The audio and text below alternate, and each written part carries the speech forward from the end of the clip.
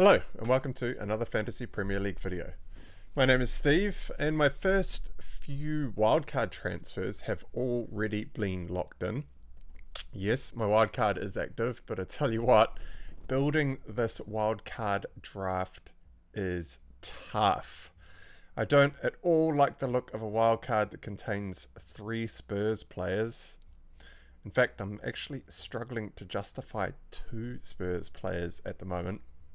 But I will take you through my first crack at a wild card that maxes out on both Spurs and Chelsea.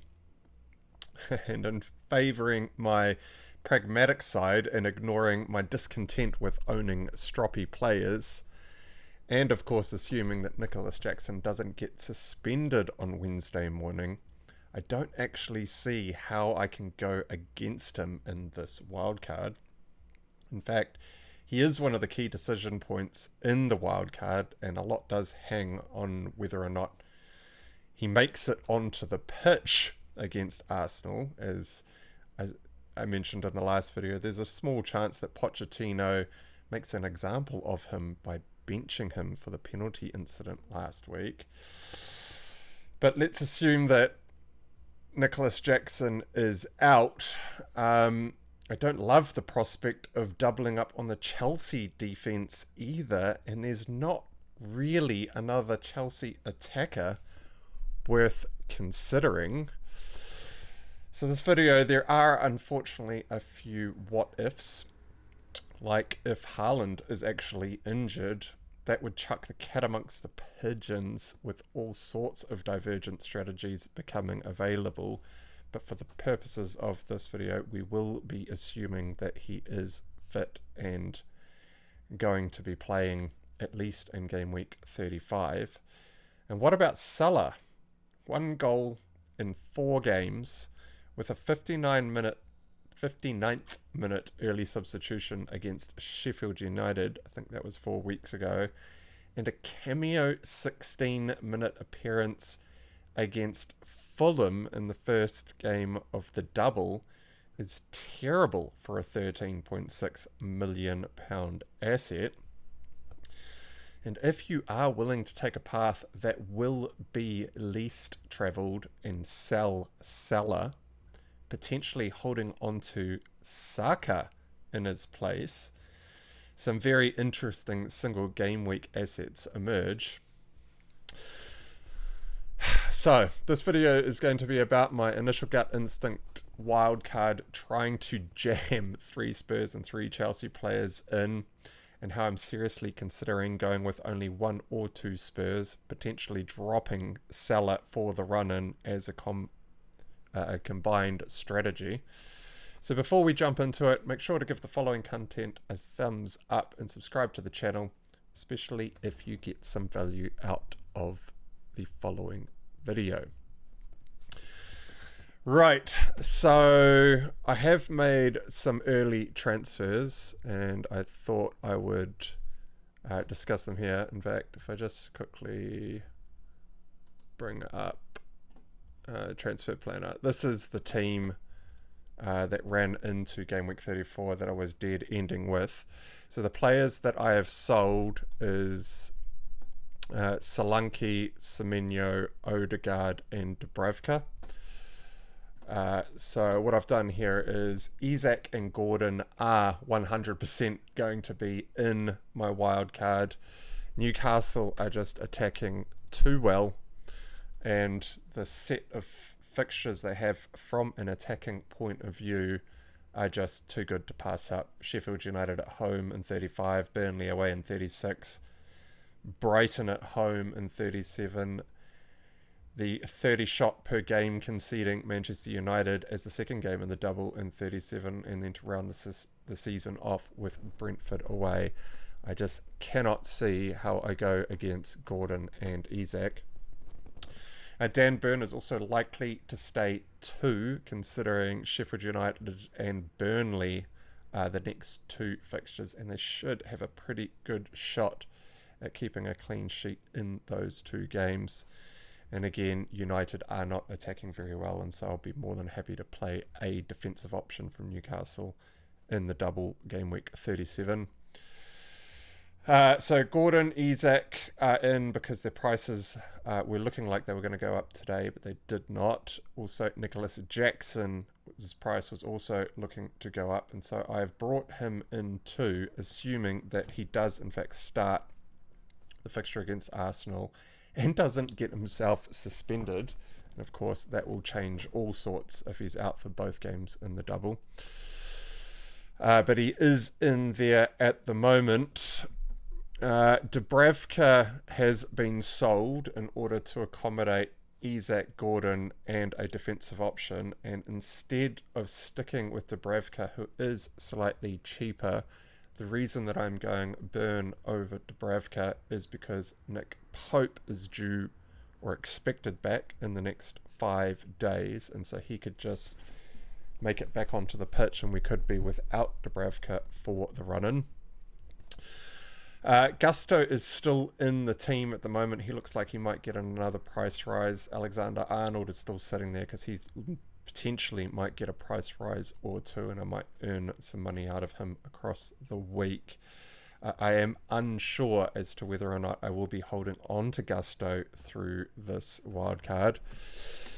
But that basically catches you up to speed. That is the changes that have already gone in, and my wildcard is active, as you can see down there. So before we jump into my first crack at the wildcard, I'll just very quickly go over some team notes that I have compiled over the last 2 game weeks as kind of a guide for how I'm going to construct this wildcard. So if you're not interested in the team notes, you could just skip forward to the wildcard section after this. So Spurs, I do not want to invest in the Spurs defense. They were all over the place against a severely weakened Newcastle side. I'm also not that keen on their attack either. There was nothing cohesive against Newcastle. And I had a question here of maybe just Son for cover, but no Maddison, question mark. And I am definitely saying no to Johnson and Werner. I'm just ruling them out altogether based on what I've seen on the pitch. So Chelsea, Palmer is my front runner for captaincy for the run-in, apart from game week 37, where I'll almost certainly be captaining a City asset, especially Haaland, if he is, of course, playing. Furthermore, on Chelsea, Jackson is attacking well. There aren't too many attacking options in the Chelsea camp, and their fixtures are pretty decent from an attacking point of view. They do have a tough double in 35 of Aston Villa away and Tottenham at home, but then West Ham at home, it's not too bad from an attacking point of view. It's actually pretty good. Nottingham Forest and Brighton in the double, both away games, but Chelsea should be able to generate some attack there. And then Bournemouth at home in game week 38. These are pretty good attacking fixtures all around for Chelsea. I do not like their defense for double game week 35, but the remainder of the fixtures aren't that bad, so I am probably going to end up with at least one Chelsea defender. Maybe I end up on 2 if Jackson is in fact suspended, although I would have to make a decision on whether or not I hold a spot open in my team for potentially bringing Jackson in game week 36 if he does in fact miss both Aston Villa and Tottenham. I may have to drop Gusto for Petrovic is the other question for Chelsea there. So Newcastle, I've already gone through this in the intro, but double Newcastle attack is nailed on, maybe even triple question mark. The defense is a bit shoddy, but boy are they attacking well. Isak and Gordon have to be locked in the squad. That's all I've got for Newcastle. City, I was initially thinking I shouldn't gamble on the City attack due to rotation, but they may end up being the best options, question mark. Maybe I get lucky with someone who ends up playing a few of the remaining fixtures.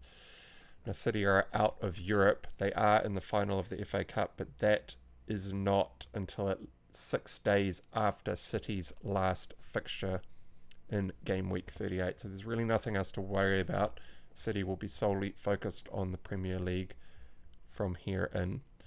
So I've got a question mark. Guardiola in, question mark. Foden missed out a couple of weeks ago despite the early team leaks. Question, what do we think KDB's minutes are going to be like?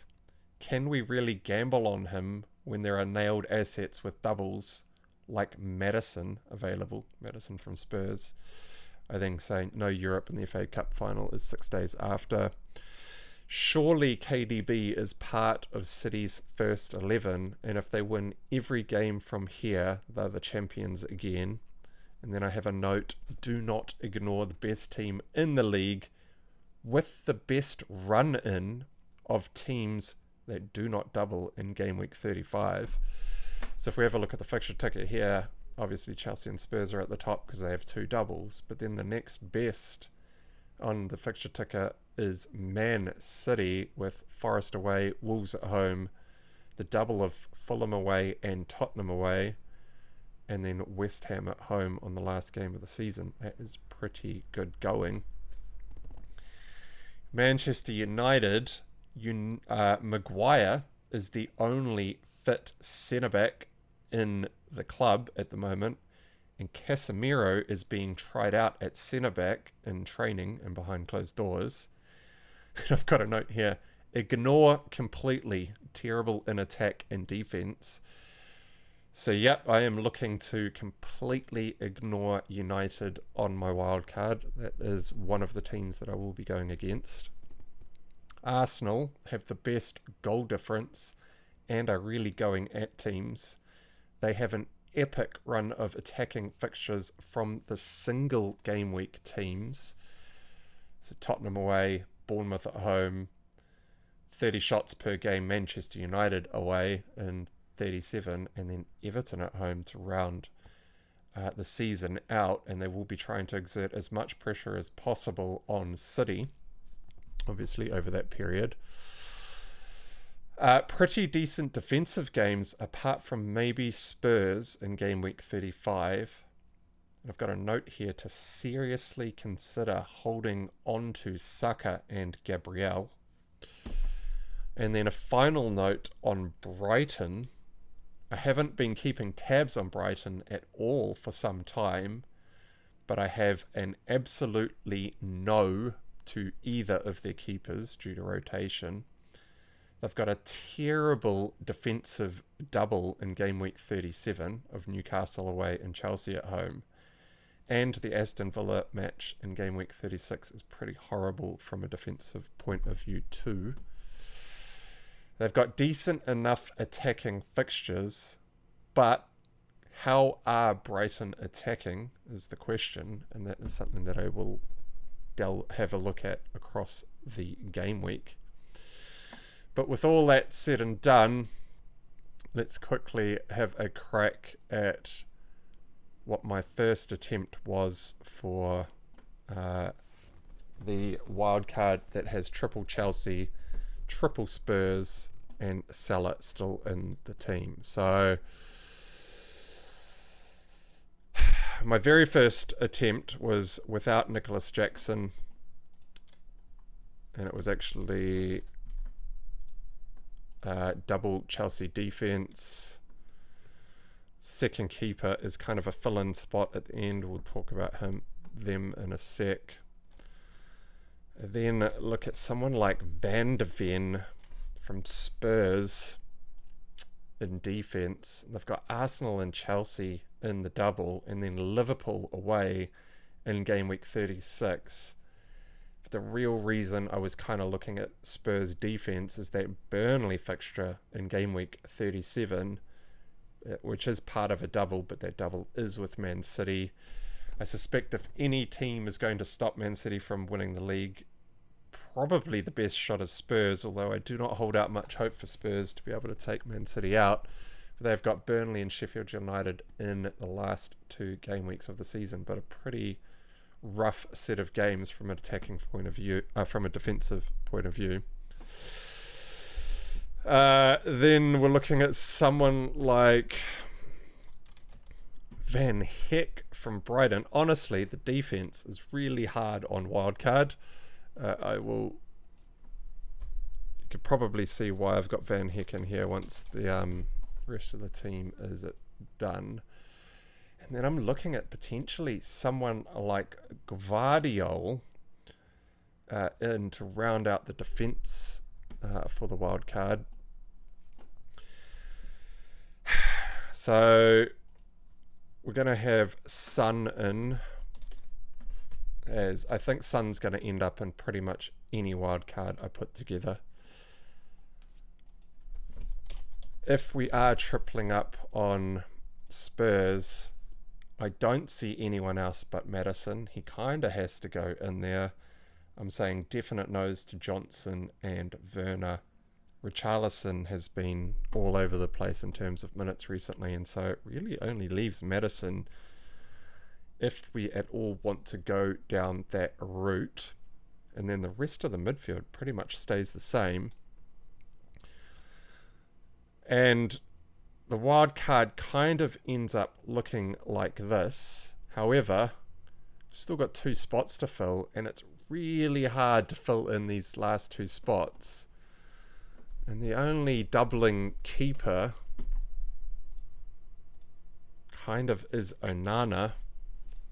And I really want to say no to Manchester United, but I mean, Arsenal at home and Newcastle at home in game week 37. If United are conceding 30 shots per game against lower league teams, and I'm going to try and put someone like Onana in net against Arsenal and Newcastle, which are 2 of the best attacking teams in the league, well, probably in the top 4 or 5 attacking teams in the league by far. Manchester United, what am I expecting from Onana? There's not a hell of a lot of other options. I can't take a Brighton keeper. I'm already tripled up on Newcastle. I could look at Edison, although I don't think I can afford it. Although I might be able to. I've got 7.4 remaining. I could probably put Edison in here. So it's maybe Onana or Edison. I am a little bit concerned. I am a little bit concerned about Ortega, though. Is there any chance that Ortega gets a run out in the final 4 game weeks of the season? Probably not. I think you'd probably end up playing Edison as your main number 1. I don't see how Ortega would get in there, but I guess there is a small cause for concern. And then we've got 6.9 remaining to find a striker for the double in game week 37 for teams that I am not already tripled up on. Now, there's question marks in this team over Gvardiol. I'm not 100% on that. I'm also not 100% on Van Heck. I suppose maybe if we think Alvarez is going to get a whole bunch of minutes, we could look at putting Alvarez in up front and dropping Gvardiol or Edison. But it's not pretty. I mean, I've got enough money to do that, but then we're really worried about rotation for Alvarez across the final few game weeks of the season. My initial plan ended up having Højlund in there, but I'm now priced out of that by 0.1 million, so I'd have to drop someone down somewhere, and that's kind of why I didn't have Edison in here, and I went for someone else like, Onana, because there's no other real good options. So it's just kind of, it's a wild card I don't like, but it does maximize the number of fixtures for the season run-in. It doesn't have players like Foden in the squad, though. There's no Foden, which I'm not even certain on for Foden either, because he could be rotated. So that was the first crack. I mean, you can kind of switch it around a little bit with like double Brighton defense of Van Heck and Veltman, shift some players around and maybe put someone like a Vicario in instead of a Van der Ven, then you have the problem of not being able to play all 6 of your Chelsea and Spurs players because you end up with Petrovic and Vicario. So you kind of have to work that around. And it's just, it doesn't seem to work. So the way that I'm kind of starting to think is, what if we drop Salah and look at like someone ultra differential like Kevin De Bruyne? Now, I know what you're thinking. De Bruyne has been painful for a few people to own. I think it was in and around this period across double game week 25. I think I had him in the squad. He was getting minutes, he wasn't getting minutes. Some surprise benchings. His minutes haven't been assured lately, but there has been Champions League matches and FA Cup matches to worry about. But my main thinking on De Bruyne is he is probably part of that first City, the first 11 at City, right? Like, you'd have to think that De Bruyne is right up there in terms of the first name on the team sheet if he's match fit and not carrying any sort of niggling injury or anything like that. So I think many managers will dodge De Bruyne, but he could be the differential to go with instead of someone like Salah. So Salah has, as I mentioned in the intro, it's like one goal in 4 games, a 59-minute appearance, and then a 16-minute cameo in the first game of the double. They have West Ham away in 35, which isn't too bad. Tottenham at home could be tricky. Aston Villa away could also be tricky. And then Wolves at home to round out the rest of the season. They're all single game weeks. If you go with someone like Kevin De Bruyne with Forest, Wolves, Fulham, Tottenham and West Ham, they have the extra fixture and it's a much better run of fixtures for City.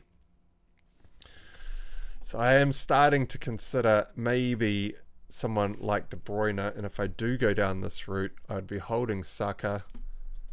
I'd definitely be going with Son, but I do think this might end up being my only Spurs asset. I have a hell of a benching headache when I go down this route. Obviously, we wouldn't have Alexander-Arnold in here, and I think I end up going still Petrovic. And we have to drop someone like Gusto, and then maybe bring in a Vicario and play the Petrovic and Vicario in double game week 37 as part of the bench boost, because I do favour that from a defensive point of view for Spurs because of that Burnley fixture, and I just end up benching Vicario in the double in game week 35 to avoid the Arsenal and Chelsea fixtures. But that kind of feels weird putting in someone like Vicario just to bench him in a double in game week 35, which is kind of the whole reason that I'm sort of wildcarding here. You hold on to Gabriel, and obviously we wouldn't have Zabani, but then filling out the final few defensive spots also becomes pretty tough. And I mean, maybe we have a punt on Brighton for their game week 37 double of Newcastle and Chelsea, but that's not ideal either in terms of defensive prospects. And the Brighton assets that are out there at the moment, I think there aren't any nailed on attacking defensive options, so it's all pretty hard going. It's a nightmare wildcard to try and put together, but I thought I would put my thoughts out there early because nothing much is now going to change until all the games are completed Friday New Zealand time. But in selling Salah, if you were at all wondering, I don't actually think I'm going to be captaining Salah for the rest of the season. 35, I'd be captaining a doubler. 37, I'll be captaining a doubler. I don't know if I'd be captaining Salah at home to Tottenham in game week 36, and so potentially the only game week that I would be captaining Salah would be in game week 38 against Wolves, and I'm just not at all convinced. I think I'm going to end up captaining Palmer for the rest of the season, apart from potentially game week 37, depending on what's going on with City and the title. I might still go and captain Palmer in game week 37, say if the title's wrapped up and say City are rotating because both Arsenal and Liverpool have dropped points or something like that. But yeah, it's pretty tough going. So I've always been the kind of manager to give things a go if I think it's not too much of a gamble in terms of reasoning. So I will go against EO if I think the reasoning justifies it, as I am a pretty firm believer that you need to give things a go to truly learn and at least, have a crack. And I could end up diverging quite far from what the template will probably end up being for most wildcarders, as they will max out or look to max out on Spurs and Chelsea assets. So let me know in the comments below if you're considering any single game week players, or which single game week players you are considering instead of any Spurs or Chelsea assets, and if any of you are considering dropping Salah on your wild card, by all means give me a comment below, as I will be fleshing out my ideas with a few of you in the comments throughout the week. So for those of you that do not actually post comments, feel free to go and have a read of the comments, because there is a little bit of discourse going on in the comments below on these videos. And I'll be back for my final decisions on the wildcard right at the end of the week, once all the fixtures of the double have been played. So make sure to subscribe to the channel if you want to catch that final wildcard video, where I'll also tie off how my score is going in game week 34. And spoiler alert, I bought Trent Alexander-Arnold for Botman and also bought in Eze for Son, so we're actually off to a great start in the double.